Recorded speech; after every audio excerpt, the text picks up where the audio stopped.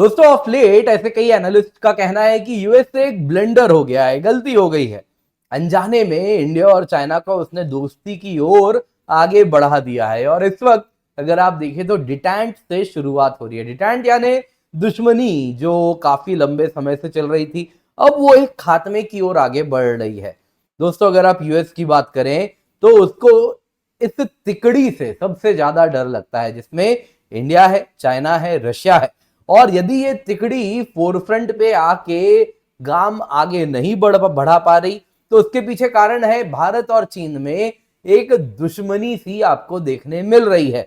लेकिन अगर western hegemony का खत्म होना है तो इंडिया, चाइना, रशिया का बहुत बड़ा रोल होना है। आप देख सकते हैं इस साल के शुरुआत से ही जितने भी पश्चिमी अखबार हैं, फिर इकोनॉमिस्ट हो गया, ब्रुकिंग्स जो थिंक टैंक है, इन सभी की नजर इंडिया और चाइना पे बनी हुई थी और वो सब बड़े पैनी नजर रखे हुए थे क्या इंडिया और चाइना में कोई डील हो जाएगा, क्या इंडिया और चाइना के बीच में जो दुश्मनी थी वो खत्म हो जाएगी। दोस्तों एक बार इस तरफ यदि भारत और चीन आगे बढ़ते हैं तो समस्या पश्चिम के लिए बहुत ज्यादा बढ़ती है। और दोस्तों अगर आप इस महीने के न्यूज को देखें तो इस तरफ भारत और चीन दोनों ही बढ़ते हुए दिख रहे हैं।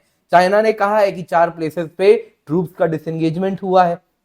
वैसे ही अगर आप देखें तो जयशंकर जी का कहना है कि 3/4 प्रॉब्लम सॉल्व हो चुका है। इतना ही नहीं दोस्तों, जो प्रॉब्लम गालवान में था, जो पेंगोंग त्सो में था, हॉट स्प्रिंग्स में था, वैसे ही अगर आप देखें तो गोगरा जो कि हॉट स्प्रिंग्स के पास में, जहां पे आप देखें तो अब तक डिसएंगेजमेंट की बात हो रही थी, इन सब से डिसएंगेजमेंट हो गया है और अब प्रॉब्लम कहा जा रहा है दीपसांग प्लेन्स और डिमचौक तक है और वो भी आने वाले कुछ समय में शायद सॉल्व हो जाएगा। दोस्तों यदि इंडिया, चाइना इनके बीच में जो बॉर्डर स्टैंड ऑफ है वो खत्म हो गया तो रशिया, इंडिया, चाइना एक मिलकर जो महाशक्ति की तरह आगे बढ़ सकते हैं, उसको कहीं ना कहीं रोकना बड़ा कठिन हो जाएगा पश्चिम के लिए। और वेस्टर्न पावर ब्लॉक कभी नहीं चाहेगा कि ये हो जाए। उनके लिए ये एक दुस्वप्न से कम नहीं है यदि इंडिया और चाइना साथ आ जाए। तो सवाल उठता है आखिरकार ऐसा क्यों कहा जा रहा है कि यूएस ने अनजाने में अपने पैर पे कुल्हाड़ी मारी है। भारत में उसने ऐसा क्या किया कि इंडिया और चाइना दोनों एक तरीके से आप देखें तो अपने दुश्मनी को अब कम करते हुए दिख रहे हैं। क्या हुआ है आपके साथ डिस्कस करेंगे, पर आप लोगों को याद दिलाना चाहूंगा दोस्तों 22 सितंबर को अनअकैडमी सिविल सर्विसेज चैंपियनशिप है जिसमें 90% तक आपको स्कॉलरशिप मिल रही है। जो एस्पिरेंट्स अच्छा परफॉर्म करेंगे उनको रिवॉर्ड्स मिलने वाले हैं। तो दोस्तों इसको अपने हाथ से जाने ना दें। 22 सितंबर को सुबह 11 बजे, शाम को 5 बजे जरूर जुड़े। यूज द कोड KC10, इसको अपने हाथ से जाने ना दे, जल्दी जाए, अभी का अभी रजिस्टर कर ले, क्योंकि जो हमारा कोर्स है वो आपके लिए 90% तक आपको स्कॉलरशिप उसमें मिल जाएगी। तो केवल 10% कीमत पे मिल रहा है, ये ऑफर दोबारा नहीं आएगा। जल्दी से जाए, ये अनअकैडमी सिविल सर्विसेज चैंपियनशिप अवश्य दें। तो दोस्तों अगर आप देखें तो यूएस ने पिछले कुछ दिनों में काफी कुछ ऐसा किया है जिससे भारत थोड़ा नाराज हुआ है अमेरिका से। अगर आप देखें तो यूएस सबसे पहले भारत के जो अभी चुनाव हुए उसमें इंटरफेयर किया है और ये रशियन एलिगेशन भी थे। और ड्यूरिंग चुनाव जो अगर आप देखें तो जो बिग टेक कंपनीज हैं, कैसे फेसबुक ने काम किया, कैसे गूगल के यूट्यूब ने किया, कैसे व्हाट्सएप ने किया, किस प्रकार से डिस इंफॉर्मेशन फैलाया गया, किस प्रकार से ऐसे एलिगेशंस हैं कि उन्होंने अपने एल्गोरिथम को बेंड किया है। एलिगेशन से फिलहाल तो हम यही कह सकते हैं। तो उससे इस तरफ इशारा तो आ रहा है कि यूएस बिग टेक कंपनीज ने चुनाव में इंटरफेयर करने का प्रयास बढ़ चढ़ के किया है। वैसे ही आप देखें तो हिंडनबर्ग रिसर्च जिस प्रकार से वो अपना रिपोर्ट ला रही है स्पुतनिक में, अभी रिसेंटली ये न्यूज आया है कि वेस्ट ने हिंडनबर्ग के द्वारा केवल अडानी ग्रुप पे टारगेट नहीं किया था, टारगेट था कि जो भारत को आगे ले जाने वाली कंपनीज हैं जैसे LIC, जैसे SBI, इन सब को भी गिराया जाए। तो एक्चुअल टारगेट अडानी के हवाले LIC और SBI थे, जिन पे जिस प्रकार से उनके स्टॉक्स को गिराने के लिए हिंडनबर्ग रिसर्च ने ये सब किया। तो ये भी कहीं ना कहीं उसी वेस्टर्न ब्लॉक के द्वारा किया जा रहा था। यहाँ पे आप देख सकते हैं जो जेट इंजन जो हम यूएस से खरीद रहे हैं वो डिले पे डिले होता जा रहा है। अब प्रॉब्लम सिर्फ वहीं तक नहीं टिकी है, अपाची अटैक हेलीकॉप्टर्स वो भी यूएस ने डिले कर दिया है, कह रहे सप्लाई चेन इश्यूज हैं। तो इस प्रकार से पर्पसफुली कहीं ना कहीं भारत के डिफेंस इंडस्ट्री को अपने पैरों पे खड़ा होने से रोका जा रहा है, क्योंकि वो जानते हैं यदि HAL अपने फाइटर जेट्स बना रही है और उसको हम इंजन दे रहे हैं, तो कहीं ना कहीं ये फाइटर जेट अमेरिकन मार्केट को फ्यूचर में खा सकते हैं। तो इस प्रकार से गेम खेला जा रहा है और ये सब अब भारत को दिख रहा है। दोस्तों, प्रॉब्लम अपने पिनेकल पे, अपने पीक पे तब चली गई जब यूएस ने कहीं ना कहीं बांग्लादेश में एक इंटरफेरेंस किया। जिस प्रकार से अब रिपोर्ट आ रहे हैं कि बांग्लादेश स्टूडेंट लीडर ने ISI और यूएस ऑफिशियल से मुलाकात की थी पाकिस्तान में, कतर में, और यूएस ने किस प्रकार से अपने पपेट मोहम्मद यूनुस को बैठा भी दिया। आपने भी देखा है, हमने भी देखा है किस प्रकार से शांति दूत ये हैं, नोबेल पीस प्राइज विनर हैं, और कैसे नोबेल पीस प्राइज मिला है उसके लिए इन्होंने, ऐसे कई रिपोर्ट्स हैं, कहना है कि क्लिंटन फाउंडेशन के सबसे बड़े ये डोनर रहे हैं। तो यूएस से जो इनके बड़े ही क्लोज कनेक्शंस रहे हैं, उसके बाद इनको जब यूएस में बाहर से बैठाया जाता है, एक चुनी हुई सरकार गिराई जाती है, और ये सरकार में आते ही जितने भी एंटी इंडिया एलिमेंट्स हैं उनको खुली छूट दे रहे हैं। कहीं ना कहीं आप देखें तो जो पाकिस्तानी कहीं ना कहीं सपोर्टर्स हैं उनको भी यहाँ पे पूरा सपोर्ट किया जा रहा है। तो ये कैसे हुआ है, ये क्लियरली अगर आप देखें तो इसमें एक बात सामने आ रही है कि मोहम्मद यूनुस बहुत ओपनली इस प्रकार से गेम खेल रहे हैं जो एंटी इंडिया है, और क्योंकि ये यूएस के द्वारा बैठाए जा रहे हैं और इसमें पाकिस्तान का भी रोल है जिसने ये पूरा अनरेस्ट को जमात के द्वारा करवाया है, तो भारत तो सवाल करेगा और भारत वापस से अपने फॉरेन पॉलिसी को रीओरिएंट करेगा, और एग्जैक्टली भारत ने वही किया। आप देख सकते हैं रशिया, इंडिया, चाइना, ये तीन मजबूत पिलर्स की तरह यहां पर उभरे हैं। यहां पर ऐसा कहा जा रहा है कि रशिया ने भी चाइना को कहा है कि अब आप इंडिया के साथ करीबी लाइए। इंडिया से तो गुजारिश कर ही रहा था, लेकिन ये गुजारिश उसने चाइना से भी की है, और साफ साफ कहा गया है कि आप ही के भलाई के लिए है, क्योंकि अगर आप चाइना की बात करें तो वहां पे अभी लेटेस्ट न्यूज आपको दिखा रहा हूं मैं, किस प्रकार से स्लो डाउन हो रहा है। 17% पे यूथ अनएम्प्लॉयमेंट जुलाई महीने में है, अगस्त 19 का दोस्तों ये आप देख सकते हैं न्यूज है। तो इस प्रकार से रिकॉर्ड अनएम्प्लॉयमेंट चल रहा है, स्लो डाउन हो रहा है, रियल एस्टेट क्राइसिस वहां पे जिस प्रकार से चल रही है। दोस्तों, चाइना के तो दो ही अगर आप देखें तो इकोनॉमी को चलाने वाले सेक्टर्स है, एक है एक्सपोर्ट, दूसरा है रियल एस्टेट। जेपी मॉर्गन के इकोनॉमिस्ट का कहना है कि चाइना का हाउसिंग मार्केट क्रैश अब तक ऊपर नहीं, खत्म नहीं हुआ है, 2 सितंबर की न्यूज है। वैसे ही अगर आप देखें तो चाइना में जो विशियस साइकिल डीकपलिंग की वेस्ट कर रहा है, उससे चाइना ने वार्न किया है।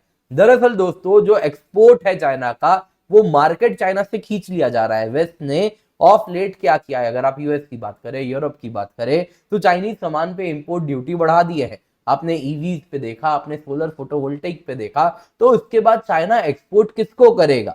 तो एक तरीके से इंडिया ने उसको शायद अपने मार्केट का ल्योर दिया है कि आप आइए इंडियन मार्केट में सामान भेजिएगा, एक्सपोर्ट कीजिएगा, लेकिन हमारे शर्तों पे कीजिए। तो बदले में चाइना ने भी शायद लग रहा है कहा है कि ठीक है, जो LAC का बॉर्डर स्टैंड ऑफ है वो भी हम अब खत्म करेंगे, और इसके साथ मिलके आने वाले ब्रिक्स में, G20 में एक एंटी वेस्टर्न फ्रंट ना सही, लेकिन एक ऐसा फ्रंट जरूर होगा जिसमें वेस्टर्न हेजेमनी यानी वेस्ट की मनमानी को हम जरूर अपोज करेंगे। दोस्तों, यहां पे अगर आप देखें तो ये चाइना की भी जरूरत है, क्योंकि चाइना तब से सोच रहा है ताइवान को कैसे कब जाना है। उसके लिए उसने क्या कुछ नहीं किया, अभी एक साइकोलॉजिकल वॉरफेयर चल रहा है। अभी का न्यूज है, साउथ चाइना मॉर्निंग पोस्ट में आया है कि PLA ने helicopter assault, long range rocket, इन सब का वीडियो वगैरह दिखाया है कि ऐसा होगा। तो बेसिकली साइकोलॉजिकल वॉरफेयर कर रहा है। यहां पे दोस्तों, जब ये ताइवान की बात कर रहा है, यहां पे चाइना को डर है कि तिब्बत कहीं हाथ से ना चला जाए। वहां पर तो दोस्तों भारतीय फौज खड़ी है, और वहीं पर वो अब एक बात समझ रहा है कि इस इलाके में अब हमें बॉर्डर स्टैंड ऑफ खत्म करना होगा, अदरवाइज हम कहीं ताइवान में इन्वॉल्व होंगे, उधर तिब्बत हाथ से निकल जाएगा। ताइवान लेना तो एम्फीबियस वॉरफेयर करना अपने आप में बड़ा कठिन है। तो चाइना क्या करेगा। दोस्तों, एक बात क्लियर है, अगर आप देखें तो भारत भी इन सब के बाद यूएस पे जिस प्रकार से अपनी स्ट्रेटेजिक ऑटोनॉमी को कम करते हुए यूएस पे अपना रिलायंस बढ़ा रहा था, वो भी अगर आप देखें तो ऑफ लेट कम हो रहा है। भारत अपना फॉरेन पॉलिसी रीओरिएंट कर रहा है, फ्रॉम प्रो वेस्ट तो वापस न्यूट्रल की ओर आ रहा है, जिसमें चाइना रशिया की ओर भी देखा जा रहा है। अब दोस्तों ये बात वेस्ट के लिए बहुत ज्यादा प्रॉब्लमेटिक है, क्योंकि अगर आप देखें तो ब्रिक्स आने वाले दिनों में पूरे के पूरे वेस्टर्न ब्लॉक से काफी अधिक पावरफुल होने वाले हैं, इकोनॉमिकली भी, और इकोनॉमी आज है तो 20 साल बाद मिलिटरीली भी।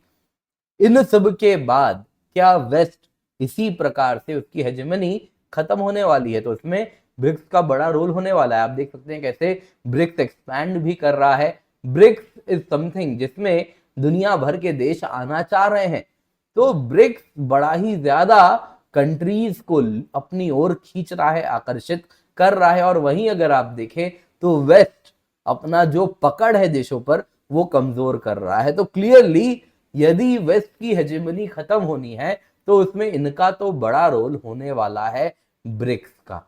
पर दोस्तों यहाँ पे प्रॉब्लम एक ही है, यहाँ पे हम डील कर रहे हैं शी जिनपिंग के साथ, चाइना के साथ। यदि हमने इतिहास से कुछ सीखा है तो वो बड़ा, मैं सरल शब्दों में कहूंगा, यही सीखा है कि चाइना धोखा देता है, चाइना आडंबर भी करता है, स्वांग भी रचता है। तो क्या चाइना इस बार जो कर रहा है वो एक आडंबर नहीं है, वो एक स्वांग नहीं है, तो हम कभी भी एश्योर्ड नहीं हो सकते। तो हमको कॉशियस रहना बहुत ही ज्यादा आवश्यक है। उम्मीद करता हूं दोस्तों आपको ये वीडियो, आपको ये एनालिसिस पसंद आई होगी। लाइक जरूर कीजिएगा। इसके सिवा यूज द कोड KC10। मेरा करंट अफेयर्स का कोर्स चल रहा है, जिसमें हफ्ते भर का करंट अफेयर्स हम बस 2 दिन में कवर करते हैं। प्रीलिम्स मेंस दोनों के हिसाब से करंट अफेयर्स कवर कराया जा रहा है, तो मेक श्योर आप इसमें जुड़ रहे हैं। इसके सिवा अकेडमी सिविल सर्विस चैंपियनशिप है दोस्तों, 22 सितंबर सुबह 11 बजे, शाम को 5 बजे। 2 आपको मॉक टेस्ट हमारा है, दोनों में आप जरूर आए, इसमें आए और इसका हिस्सा बने। अच्छा परफॉर्म करेंगे तो आपके लिए एक्साइटिंग रिवॉर्ड है, जो आपको बहुत ही जरूरी है, क्योंकि आपको टॉप एजुकेटर से रिवॉर्ड तो मिलेगा, साथ साथ जो अनअकैडमी की पूरी सब्सक्रिप्शन है उसमें 90% की छूट हो जाएगी जो अच्छा परफॉर्म करेंगे। दोस्तों अगर आप देखें तो इस वक्त हमारी अनअकैडमी की यूपीएससी सीएससी सब्सक्रिप्शन 29,999 रुपए में है। Complete GS, complete CSAT, complete test series है, सारे बैचेस का एक्सेस है, तो मेक श्योर आप इसका हिस्सा बन रहे हैं। दोस्तों यहाँ पे आपको बता देता हूँ, इस कीमत पे mains test series with evaluation मिल रहा है, 1-on-1 मेंटरशिप है, प्रीलिम्स टेस्ट सीरीज है, मेंस टेस्ट सीरीज भी है। यूज द कोड KC10, इस ऑफर को अपने हाथ से जाने ना दें। इसके सिवा दोस्तों big learning days UPSC CSC में 16 से 20 सितंबर के बीच में आप देख सकते हैं हमारे टॉप कोर्सेज काफी आपको देख सकते हैं, हम बड़े ही डिस्काउंट में आप तक ला रहे हैं। यूपीएससी मेंटरशिप हो गई, या फिर PYQ बुकलेट हो गया, प्रीलिम्स टेस्ट सीरीज हो गई, सब कुछ आपको मिल रहा है बहुत ही जबरदस्त डिस्काउंट पे, तो इसका हिस्सा अवश्य बने। Use the code KC10। इसके सिवा दोस्तों आरंभ बैच आपके लिए हम लाए हैं, जिसका आप हिस्सा अवश्य बने। आप देख सकते हैं सितंबर 14 को ये बैच स्टार्ट हुआ है, इंग्लिश बैच है, कंप्लीट प्रीलिम्स और मेंस की यहाँ पे तैयारी होने वाली है, कॉम्प्रिहेंसिव स्टडी मटेरियल भी मिलेगा, अन्य बैचेस भी, इनका हिस्सा भी आप बन सकते हैं। बाकी सितंबर ऑप्शनल बैचेस का कार्निवाल है। सितंबर को दोस्तों 23 सितंबर से सोशियोलॉजी, हिस्ट्री, पबैट के नए बैचेस स्टार्ट होंगे, जरूर जुड़े, नीचे लिंक मिल जाएगा, यूज द कोड KC10।